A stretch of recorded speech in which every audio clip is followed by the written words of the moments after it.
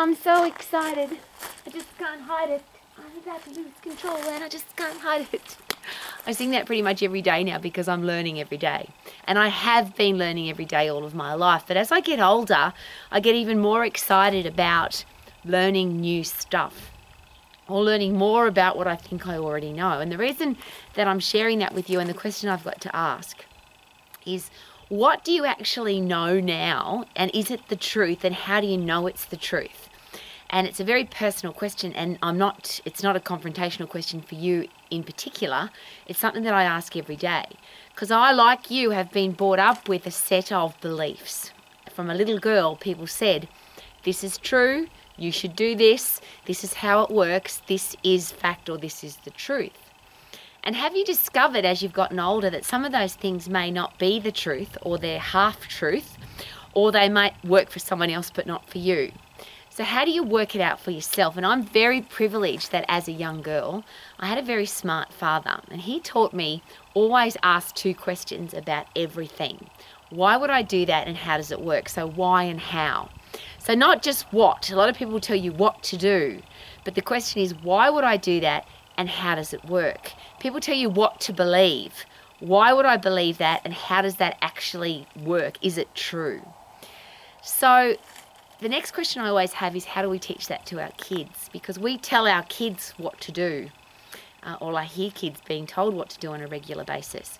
One of the things I hated about school was being told what to do versus the concept of being taught how to think for yourself. It's one of the things about the Max colleges that's really important to me.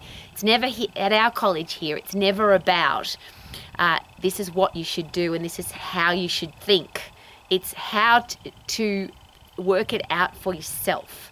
So yes, how to think for yourself. Not what to think, but how to think. Why would I do that and how does it work? Is that actually true? Or do I just believe it because it's been brainwashed into me, it's been drummed into me, I believed it from a child? And if you trusted and respected your parents, which I hope that you did, and they told you stuff, and here's a personal question, and not meant to be controversial or to offend, but is it possible that our parents are just human too? And they make mistakes, and some of the things that they believe may not be true. And there's a very interesting story. It was perhaps an urban myth by a motivational speaker by the name of Zig Ziglar, which is a very cool name, isn't it? He tells a story about at Christmas time or Thanksgiving in America, every time they had a piece of ham, whoever was cooking the ham would cut the end off of the ham bone.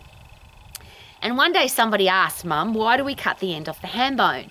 And Mum said, well, I don't really know. That's just how we've always done it. Go and ask Grandma. So the person went off and asked Grandma, Grandma, why do we cut the end off the ham bone when we have a roast? And Grandma said, actually, I'm not sure. I've just always done it that way. Go and ask Great-Grandma. So off to Great-Grandma, who was obviously a very old lady. Great-Grandma, why do we cut the end off the ham bone? And Great-Grandma said, well, when I was growing up, the oven was too small to put the ham bone in, so we had to cut the end off. So it wasn't that it made the meat taste better, it wasn't that it cooked the food better, it wasn't that it did anything different to the food. It was just something that everybody got into the habit of doing because everybody was in the habit of doing it from something that started a really long time ago. So as an exercise professional, as a personal exercise coach and as an educator, I'm very aware of a lot of those things that we get told on a day-to-day basis. So there's a few of them. Breakfast is the most important meal of the day. You have to do 3 sets of 10. You need to do 10,000 steps. There's a lot of things that we're told that may or may not be true. Now, that I would like to know if they're true. I'd also like to know if they're not true. How about you? So I'll use the 10,000 steps. Why is it 10,000? Where did the 10,000 come from? What if you only do 9,000? What if you do 15,000? Will it have a massive effect on your body? Will you overtrain? Why is it 3 sets of 10? Where did 3 sets of 10 come from? What if you only do 2 sets? What if you only do 1? Can muscles count? Can they see what you're lifting? See, there's to me just common sense logical questions. If breakfast is the most important meal of the day, what about people who are on shift work, who are international pilots or flight attendants, people who work in a hospital and get home at 3 o'clock in the morning or 3 o'clock in the afternoon and then they go to bed. When is breakfast for them? Why is breakfast the most important meal of the day? How does that eating first thing in the morning, how does that affect your metabolism? How does it affect your brain? How does it affect your energy levels throughout the day? And we're told a lot of things. And the interesting thing about being told is sometimes the people that tell us are very passionate about their answer. And they sound logical, and they sound like they've got, well, they might have a stack of degrees from university, so they must know what they're doing. They're a doctor or a professor, or they sound important, or they're successful. So whatever they're doing must work because why? They're just humans like our parents. Is it possible that our parents make mistakes? Is it possible that our parents didn't know everything? Is it possible that our parents were just trying to do the best for us, but they might not know? I'll give you a really interesting example for that, something that I deal with every day at the Max International Colleges.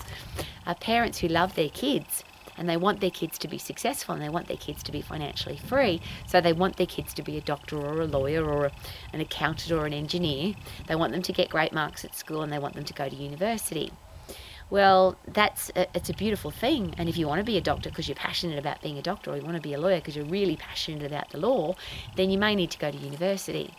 But what about the people who don't get good marks at school? Does that mean they can't become a doctor or a lawyer? And of course the answer is no, because there's still ways to become a doctor or a lawyer without getting good marks at high school. But what if you want to be a sports star? What if you want to be a race car driver? What if you want to be an artist or a dancer or an actor, or you want to be a landscape gardener? What are you passionate about? Surely that driving force. So you need to go to university. Why would I do that? And how's it going to help me get the career path that I want? How is it going to help me live the life that I want to live? And if you don't have the right answer, is it possible that you need to go and work out for yourself how to do it? And that's my big question. Whatever you think you know, and I'm coming to you, I've been on the planet a long time, I'm a really old lady, and most of the stuff that I thought was true was absolute BS. I had no scientific backup. Some experts said it years ago and everybody believed it. At our house we call it the ham bone story. There's too many things that happen in our world that people just believe because the government told them, or the doctor told them, or the expert told them, or the social media influencer told them, or the person with ripped abdominals told them, or the person who's got $1 billion told them. They're just people. And they might be right, but they might be wrong. They might be telling you the truth, but they might not know the truth. Could it be a really good idea to work it out for ourselves? So we call it critical thinking, perhaps. I just like to, as my father said, why would I do that and how does it work? And if you can't come up with the right answer that you're comfortable with, that makes sense to you, not just I was told, and I'll use that as a very simple example. The first time I ever heard that you didn't need to do 3 sets of 10, because I was taught that the whole time when I came into the exercise profession, you have to do 3 sets of 10, and I never asked why. I just believed that you needed to do 3 sets of 10. I was at a very big conference in the United States. There was a doctor of exercise physiology taking a big lecture to thousands of people, and he asked that question, why do we do 3 sets of 10? I didn't have an answer. I didn't know.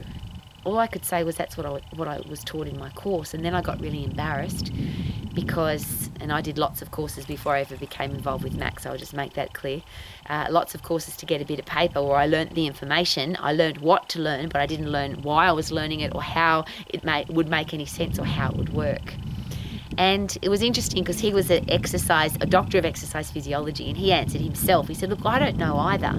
I couldn't find any backup reason why we chose 3 sets. So we took everybody into the university laboratory, and we trained everybody from young children to teenagers to 30 to 40-year-olds to old people, golfers, swimmers, elite athletes, basketballers. We trained everybody in every way possible. And what we found out is that muscles respond to overload. They can't count and they're blind. So it doesn't matter what you lift, and it doesn't matter how many times you lift it, as long as you overload your muscles, they will get stronger. Now see, that made common sense to me, and that's been something that then I went to learn about. Why do muscles get stronger? Why do muscles need to be overloaded? What happens when a muscle is overloaded? Which is that great thing I always ask. We overload the muscle, we break it down, we tear, we put micro tears in the muscle. It then has to recover. It has to regenerate, get stronger, has to supercompensate, which is get much stronger for next time. And if we train between breaking down the muscle and supercompensating, we're not going to get stronger. That's now physiology. That's now how the human body works, rather than somebody told me to do 3 sets of 10 and I read it in a book, or I read it in a magazine, or a bodybuilder told me, so I should do 3 sets of 10. So before you preach, before you teach, before you tell, could it be a good idea, if anybody ever comes and asks you, why would I do that and how does it work, that you would have an answer, rather than what I had, which was, that's what I learned in my course. And to me, that was really embarrassing, because that was somebody else telling me what to think.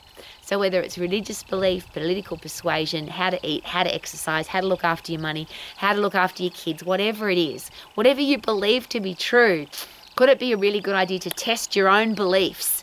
Why would I do it? How does it work? What's the logic and common sense behind it?